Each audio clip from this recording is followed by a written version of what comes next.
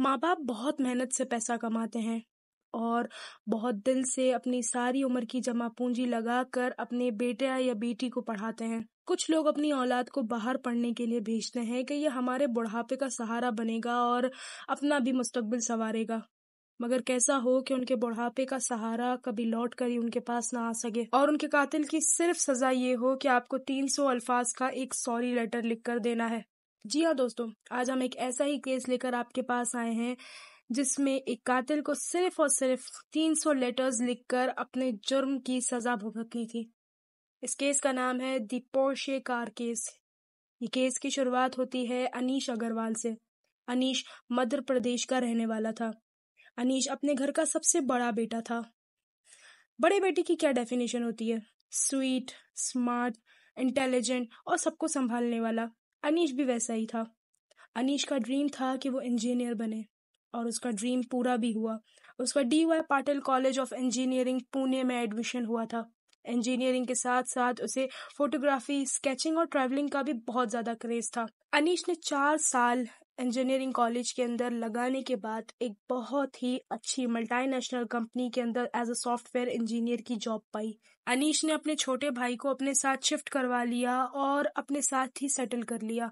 दोनों साथ पुणे में रहते थे। अनीश के पुणे में काफी ज्यादा दोस्त थे। ऑब्वियसली अनीश 4 साल पुणे में रहा और फिर उसके बाद उसने वहीं पर ही जॉब कंटिन्यू करी। अनीश की एक बहुत ही खास दोस्त थी, अश्वनी कोष्ठा। अश्वनी मध्य प्रदेश जबलपुर से थी। अश्वनी बहुत ही ब्राइट स्टूडेंट थी, मगर वो घर की सबसे छोटी बेटी थी। घर की छोटी बेटी होने की वजह से काफी ज्यादा लाड प्यार में बड़ी हुई थी। अश्वनी की भी इंजीनियरिंग खत्म हुई और उसको भी मल्टीनेशनल कंपनी में जॉब मिल गई। अश्वनी की जॉब पर उसकी फैमिली बहुत खुश हुई क्योंकि अब उसकी फैमिली को था कि चलो अश्वनी अब इंडिपेंडेंट हो गई है। अश्वनी एक बहुत ही खुश मिजाज लड़की थी। वो रोजाना अपने घर पे फोन करती और अपने दिन भर के रूटीन की अपडेट देती। और ऐसा ही कुछ हुआ था 18 मई की सुबह को।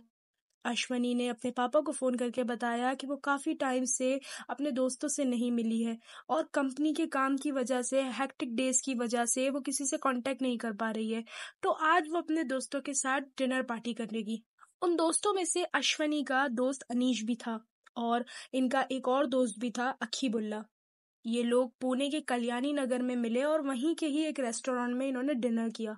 ये तीनों काफी अरसे के बाद मिले थे। बैठे, बातें बातें हुई, कुछ फ्यूचर प्लान डिस्कस हुए, कुछ हाल की जिंदगी डिस्कस हुई। बातें करते करते करते इनको रियलाइज ही नहीं हुआ कि कितना वक्त निकल गया है। बट कल संडे था और ये लोग कॉर्पोरेट वर्कर्स हैं, तो इन्हें संडे की छुट्टी मिलती है, तो इन्हें कोई खास फर्क नहीं पड़ा। बट अब रात के 2 बज गए थे, तो इन तीनों ने वहां से निकलने का सोचा बिकॉज अब टाइम सच में बहुत ज्यादा हो गया था। अनीश और अश्वनी एक बाइक पर थे और उनका दोस्त अखीबुल्ला पीछे वाली बाइक पर आ रहा था। अनीश और अश्वनी का घर जाने वाला रूट सेम था, तो वो साथ में थे और अखीबुल्ला उनके पीछे पीछे ही आ रहा था। अनीश और अश्वनी उन्हें घर जाने के लिए रोड से यू टर्न लेना था। अनीश यू टर्न लेने के टाइम पे थोड़ी देर रोड पे रुका, ये देखने के लिए कि पीछे से कोई गाड़ी तो नहीं आ रही। उसने देखा, आगे पीछे देखा तो वहां से कोई व्हीकल नहीं आ रहा था। मगर कुछ ही सेकंड में एक 200 किलोमीटर पर आर की स्पीड पर चलने वाली कार, जो शायद आपके बराबर में से निकले तो आप सोचने पे मजबूर हो जाए कि ये कार थी या हवा। ये कार इतनी स्पीड से चल रही थी कि विद इन अ सेकेंड इस गाड़ी ने इन 2 लोगों की बेदर्दी से मौत कर दी। वो कार इतनी इंटेंसिटी से बाइक से टकराई कि अश्वनी की बॉडी ऑलमोस्ट 20 फीट दूर जाकर गिरी और अनीश की बॉडी सामने पार्क्ड कार से जाकर टकरा गई। ये दोनों की ऑन द स्पॉट ही मौत हो गई। अनीश और अश्वनी, जो कुछ देर पहले अपने फ्यूचर प्लान्स डिस्कस कर रहे थे, अपने दोस्तों के साथ मजे कर रहे थे, अब उनकी डेड बॉडीज रोड पर पड़ी थी। और इन सब चीजों का जिम्मेदार सिर्फ एक शख्स था जो कि उस पोर्शे कार के स्टीयरिंग व्हील पर बैठा हुआ था। मगर आखिरकार ये आदमी था कौन?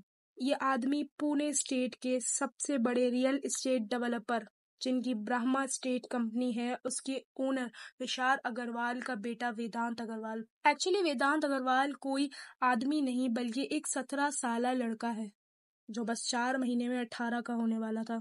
अब आप यही सोचेंगे कि 18 का हुआ नहीं था, गाड़ी कैसे चला रहा था? एक्चुअली वेदांत जो था उसके एग्जाम्स क्लियर होने की खुशी में वो अपने कुछ दोस्तों के साथ बार में पार्टी करने गया था। पहले वो कोजी बार में गया, फिर वो ब्लैक बार में गया। क्योंकि वेदांत अंडर एज था तो उसको बार में ड्रिंक मिलनी नहीं चाहिए थी, मगर वेदांत को ड्रिंक दी गई। वेदांत ने एक ही रात के अंदर 48,000 की ड्रिंक को कंप्लीट किया। सोचिए कि उसने कितनी बॉटल्स डाउन करी होंगी। वेदांत के साथ उस वक्त उसका ड्राइवर मौजूद था, मगर जब वेदांत बार से निकला तो उसने अपने ड्राइवर से कीज छीन ली और वो ड्राइविंग सीट पर जाकर बैठ गए। ड्राइवर ने जिम्मेदारी से अपने बॉस विशाल अग्रवाल को फोन किया और सारी बात बताई कि वेदांत पूरा ड्रंक है और वो गाड़ी चलाने की बात कर रहा है। ड्राइवर ने ये तक कहा कि इस कंडीशन में कुछ भी हो सकता है। आपको क्या लगता है कि विशाल अग्रवाल का क्या आंसर होगा? जी नहीं, विशाल अग्रवाल ने अपने बेटे को मना नहीं करा, बल्कि विशाल अग्रवाल ने अपने ही ड्राइवर को सुनाकर कहा कि मेरा बेटा जो कर रहा है वो सही कर रहा है, तुम बस अपनी ड्यूटी करो। अगर वो कहता है कि उसे कार चलानी है तो उसे कार चलाने दो। हालांकि वेदांत लीगल एज का भी नहीं था ड्राइविंग के लिए, क्योंकि वो अंडर 18 था। अच्छा, अब इधर कई सारी स्टेटमेंट्स आ रही हैं ड्राइवर को लेकर के ड्राइवर ने ही गाड़ी ठोकी। मैं एक इंडिया को ही हाईलाइट कर नहीं कह रही हूँ, हर कंट्री को एटलीस्ट लॉ को अपने सुधारो, जो लोगों के साथ इंसाफ हो। आप इस केस के बारे में क्या कहना चाहेंगे? अपनी राय कमेंट्स में ज़रूर बताइएगा और अश्विनी और अनीश के जस्टिस के लिए भी प्लीज़ आवाज़ उठाइएगा। ये आवाज़ रुकनी नहीं चाहिए। वेदांत अग्रवाल जैसे हर लड़के को जो अल्कोहल कंज्यूम करता है, जो ड्रंक एंड ड्राइव करता है, उन्हें सज़ा मिलनी चाहिए। आज सज़ा मिलेगी तो कल कोई ऐसी हरकत करने का नहीं सोचेगा।